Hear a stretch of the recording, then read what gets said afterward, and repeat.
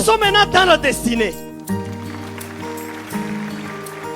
Si vous êtes trop pressé dans la destinée, Je t'informe encore au nom de Jésus.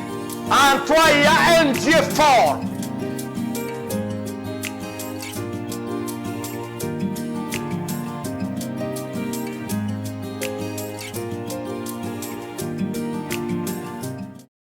Bien-aimés, bonjour. Nous voici encore à ce rendez-vous de ce week-end.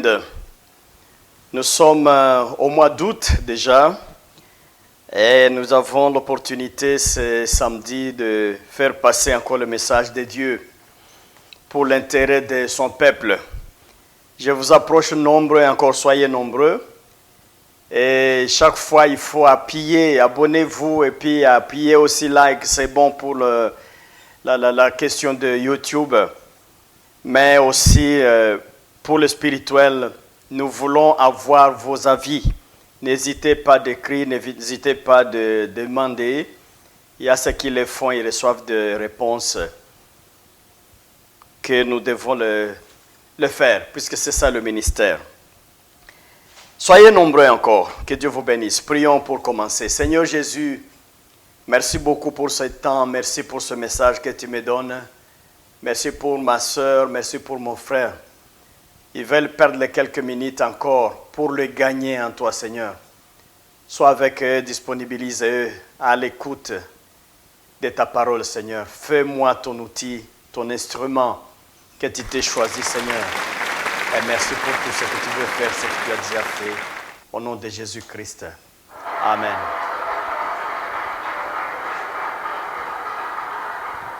Merci beaucoup. La fois passée, on avait parlé du dixième secret pour faire l'impossible. Et là, j'avais montré que le premier miracle que Dieu a prouvé dans ta vie,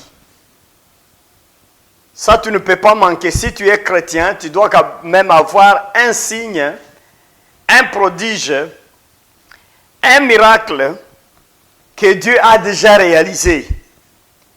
Des fois, quand tu passes le temps avec les autres et tu parles, tu expliques certains faits que Dieu a réalisés. Et là, tu dis, je me rappelle quand même, Dieu m'avait aidé en ces sciences-là. Il m'était impossible moi-même d'atteindre tel niveau, d'atteindre telle chose, de surmonter telle circonstance. Mais Dieu m'avait quand même aidé, il m'avait soutenu pour traverser le problème. Ça, j'ai dit la fois passée, c'est ça la base de toutes les actions miraculeuses que tu vas mener dans la vie. N'oublie jamais le premier miracle. Ne néglige jamais le premier miracle. Comme j'ai montré ce jour-là, Pierre, il a réussi le premier miracle, il a marché sur l'eau. Mais quand l'épreuve arrive, où maintenant il voit les vagues devant lui, là maintenant, il a perdu confiance du premier miracle. Il a même oublié. Il a agi par sentiment, par la peur, c'est une émotion. Et immédiatement, il agit comme si il n'avait pas encore vu un miracle. Il agit comme si il ne vient pas d'un miracle. Et pourtant, il est sur l'eau. C'est le grand miracle qui le caractérise. Beaucoup de chrétiens sont comme ça. Un petit problème arrive, il oublie qu'il est lui-même le miracle de Dieu dans ce monde. Mon frère, ma soeur, tu es le grand miracle de Dieu. En toi, Dieu se manifeste. En toi, Dieu réalise de grandes choses dans ce monde. Si tu regardes à l'envers, tu peux voir le plan du diable pour ta vie ou contre ta vie. Si tu vois comment les diaboliques, le diable, Satan, avec ses équipes, se mobilisent tous les jours pour ôter ta vie. Si tu peux considérer comment Dieu te protège dans tout ça, comment tu traverses étape après étape, comment tu évolues dans tout ça, et tu as l'espoir et l'espérance, tu gardes la foi, tu verras qu'il y a quand même un miracle autour de toi. Gloire à Dieu. Il y a quand même un miracle qui t'entoure. La volonté de Satan, c'est que tu dois disparaître, ou tu devrais déjà disparaître de ce monde. Dans la vision du diable, la vision des démons, la vision de tes ennemis, la vision des démons, des sorciers, des satanistes, tu ne devrais plus apparaître dans ce monde. Tu devrais déjà disparaître. Mais tout ça, regarde, il y a quand même un miracle que Dieu a accompli, et c'est ça que j'appelle le premier miracle que Dieu te fait. Dieu te donne la grâce. Quand tu trouves d'autres situations compliquées, retenez que tu es avec quelqu'un. Il y a une main forte et puissante. C'est une main invisible mais puissante, très solide. C'est la main de Jésus-Christ qui ne t'abandonne pas et ne t'abandonnera jamais. La Bible le soutient. Le premier miracle est très important. Si Pierre pouvait se rappeler dans son émotion que, d'ailleurs, il est sur l'eau. Ça, ce n'est pas pour les hommes, ça. D'être sur l'eau comme ça, avec le pied, avec tout le poids, toute la taille humaine. Il devrait surmonter les tourbillons devant lui. Mais malheureusement, quand il a vu les tourbillons venir, il a perdu confiance et il a commencé à se noyer. Mais heureusement, Jésus était à côté pour le sauver. Faites attention, prends soin de toi, considère toujours le premier miracle qui est avec toi, qui est autour de toi et sur lequel tu construis ta foi. Celui qui a fait ce miracle-là fera encore, il va faire encore, il va faire encore. Que Dieu te bénisse. Je voulais maintenant te dire le 11e secret pour vivre une vie de miracle, une vie où tu fais l'impossible possible. C'est quoi ça? C'est connaître Dieu comme un Dieu faiseur de miracles. Peut-être ça, je pouvais me prêcher plusieurs fois. Considérez dans ta tête que Dieu, c'est un faiseur de miracles. La nature de Dieu, c'est le faiseur de miracles. Dans sa personnalité, il est plein de miracles. Quand Dieu parle, c'est un miracle. Quand Dieu bouge sa main, c'est un miracle. Quand Dieu touche, en fait, bouge son pied, c'est un miracle. Quand il bouge sa tête, c'est un miracle. Quand il tourne le dos, c'est un miracle. Dieu n'a jamais agi sans que le miracle se produise. Chaque mouvement, chaque respiration, chaque action, chaque acte de Dieu, c'est un miracle. Tu dois mettre ça dans ta tête, bien-aimé. Retenez que Dieu, c'est un grand faiseur de miracles. Gloire à Dieu. Le faiseur de miracles. Mais je me suis posé une question. Lorsque Pierre réussit à marcher sur l'eau, il surmonte aussi le tourbillon avec l'aide de Jésus.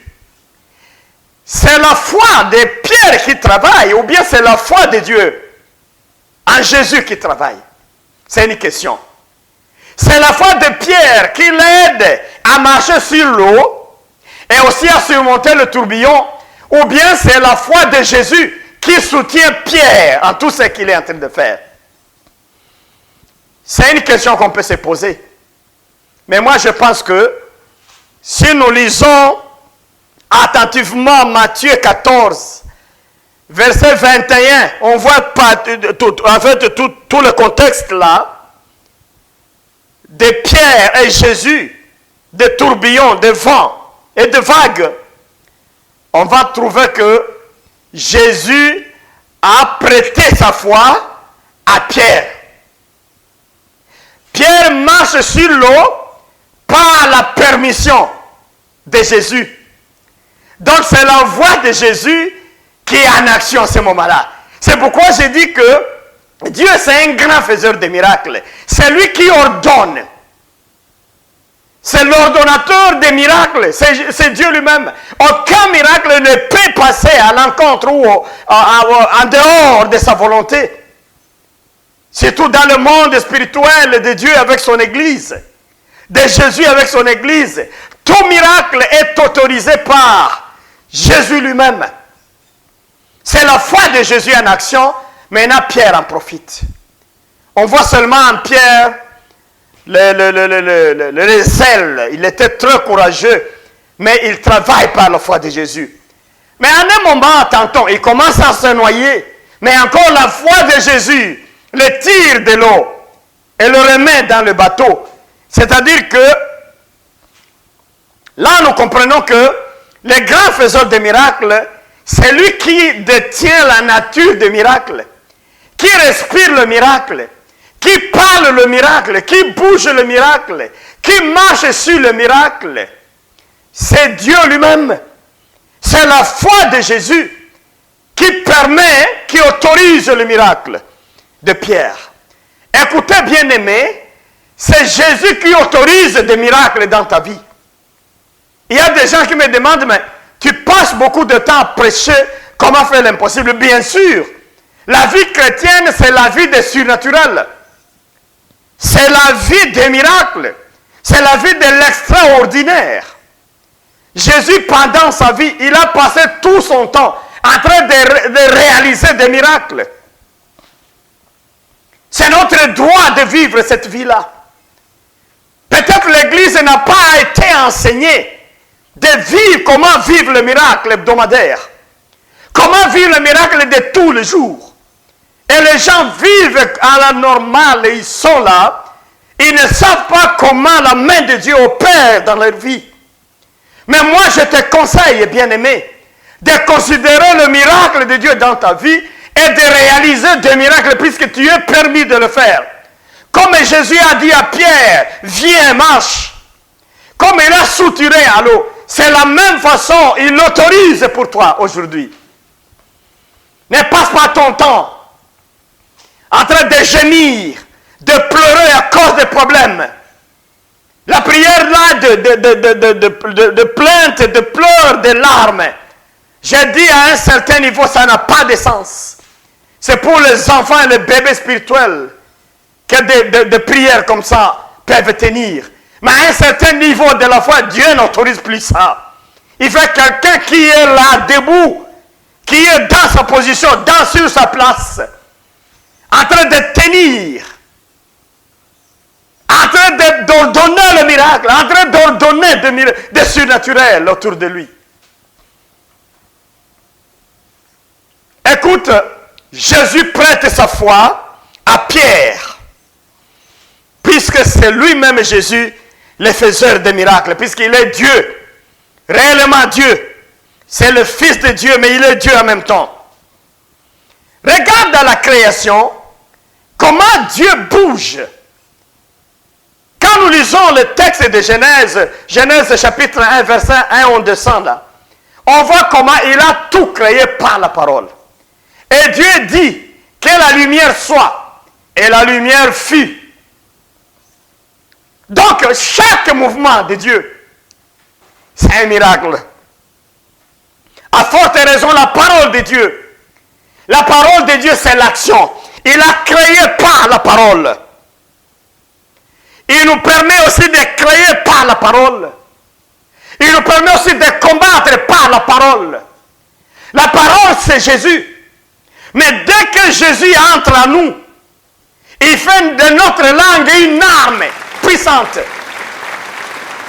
Il fait de notre parole une activité solide et puissante.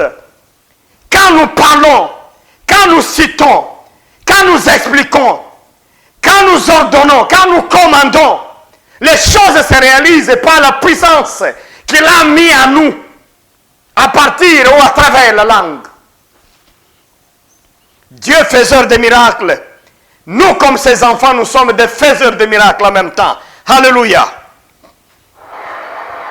Le faiseur de miracles, il a fait traverser le peuple d'Israël dans la mer Rouge. Il a ordonné, il a donné sa foi à Moïse. Et Moïse a utilisé la foi de Dieu. Et le peuple traverse par la foi de Dieu. Ça n'était pas la foi humaine, puisque les gens pleuraient déjà. Les gens voyaient la mort devant eux. Mais la foi de Dieu les a aidés à traverser.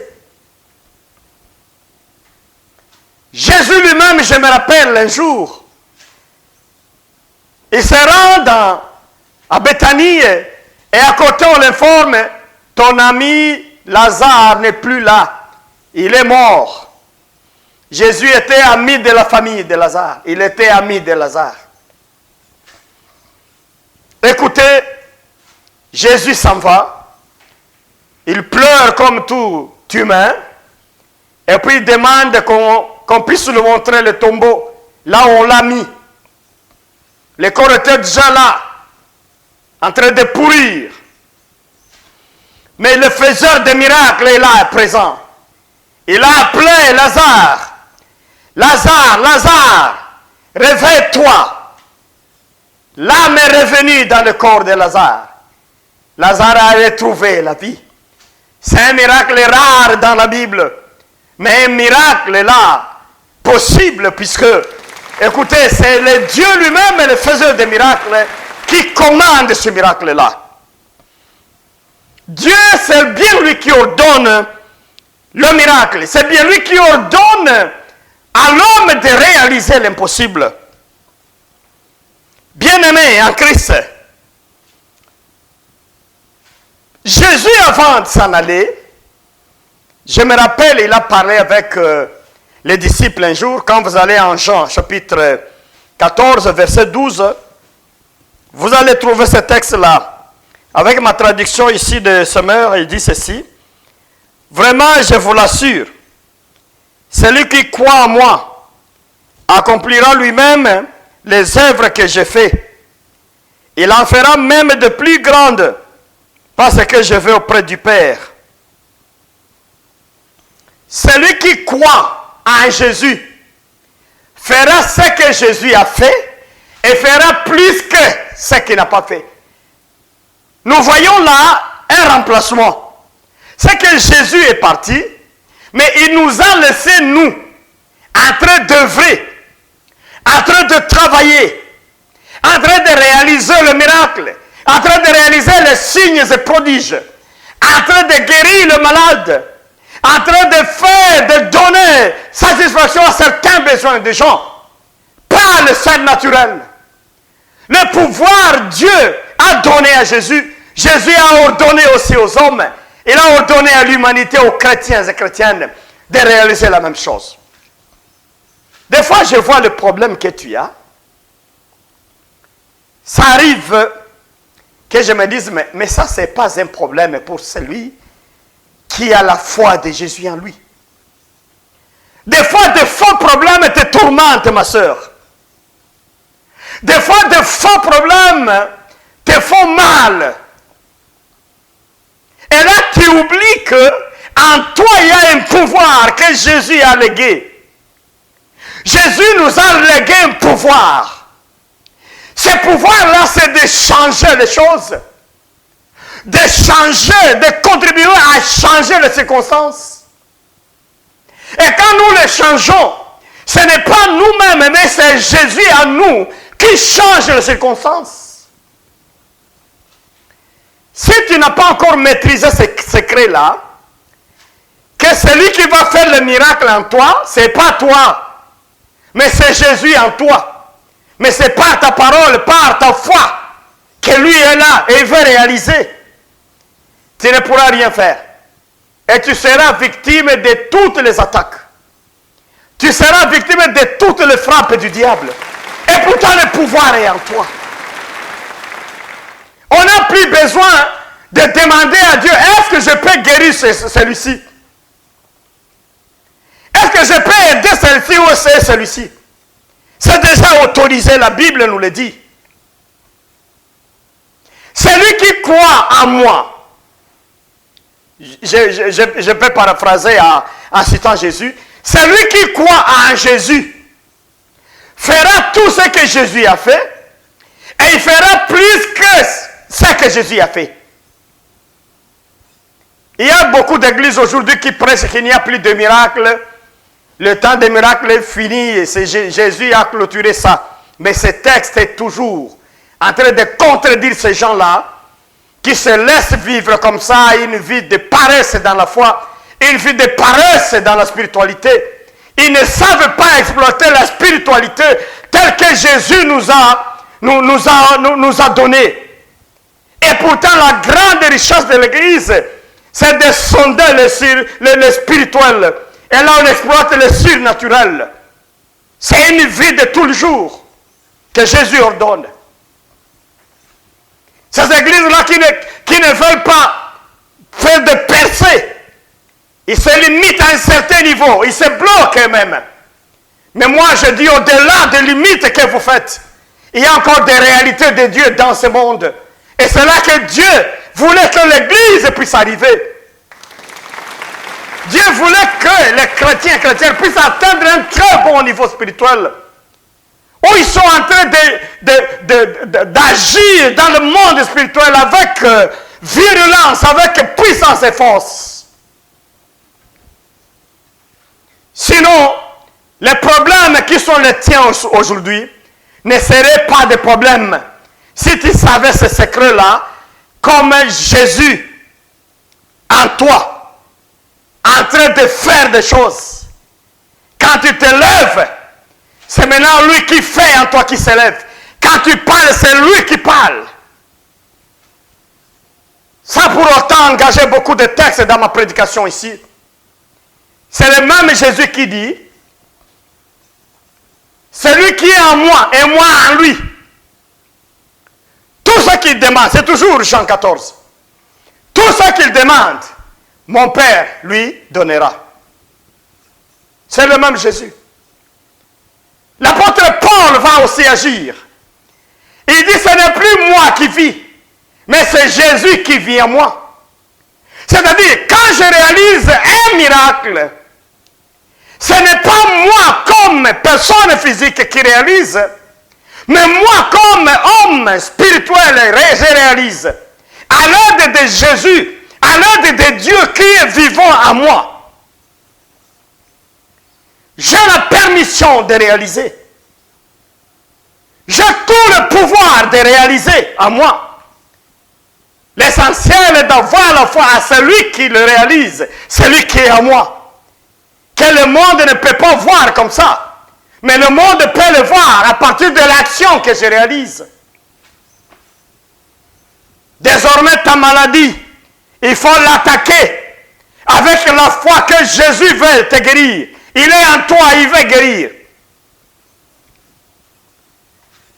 Ton problème de famille maintenant, il faut le résoudre par la foi, sachant que Jésus est en toi et il veut le résoudre. Ta requête là de beaucoup d'années, il faut maintenant y aller par la foi en Jésus qui est en toi, qui veut résoudre ces problèmes. Si tu veux réaliser de grandes choses, tu dois connaître Dieu comme un faiseur de miracles.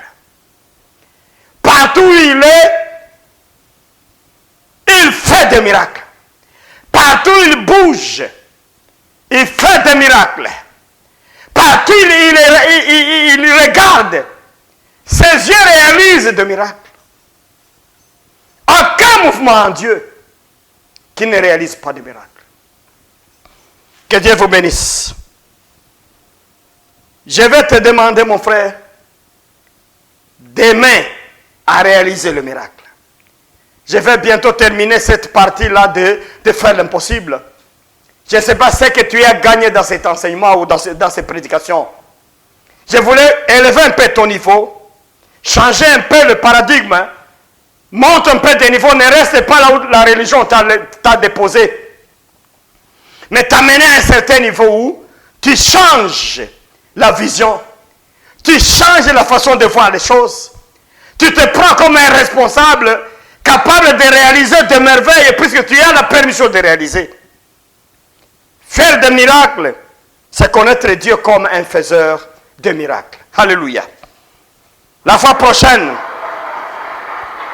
je vais maintenant te montrer comment on va mettre l'équilibre dans tous ces 12 secrets-là.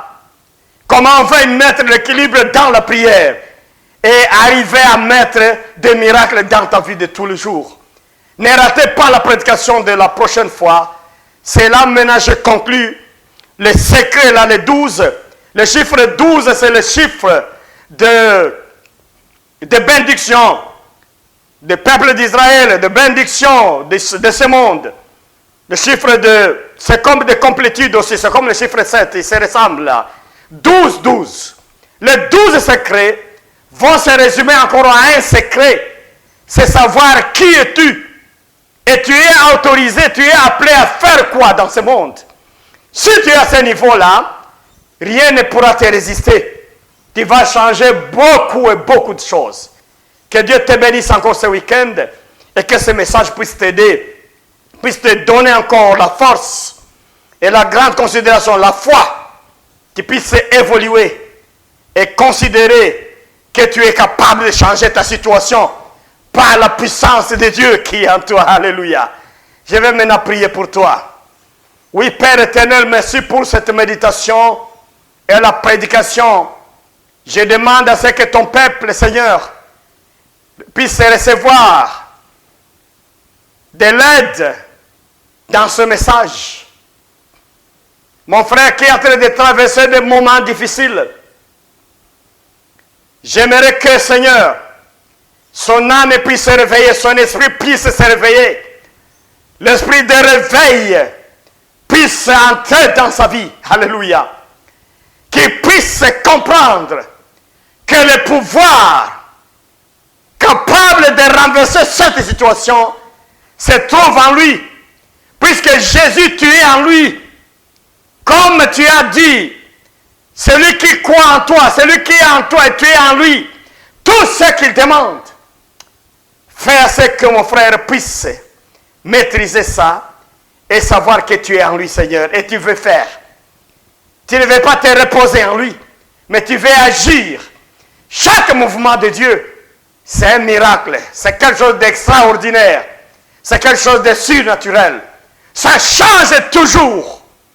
Oui, Seigneur, fais cela dans cette famille qui t'attend, dans cette famille qui te cherche, dans la vie de mon frère et de ma soeur qui te cherche longtemps, avec des problèmes, des soucis de santé, avec des soucis de chômage ou de manque d'argent, avec des problèmes, des soucis au travail, des problèmes de mariage. Seigneur vivant dans ma soeur, Jésus-Christ vivant dans mon frère, lève-toi, agis, donne la permission, mon frère, d'agir et que ces vagues puissent arrêter complètement. Et mon frère, ma soeur saura que le Dieu puissant, il est toujours en action, même aujourd'hui. Seigneur, merci pour ta parole et merci pour ton action, tes œuvres au milieu de ton peuple. Au nom de Jésus-Christ, j'ai prié. Qu'ils soient tous bénis. Amen, amen, amen. Bon week-end à tous. Soyez les bienvenus la prochaine fois. Que Dieu vous bénisse. Amen.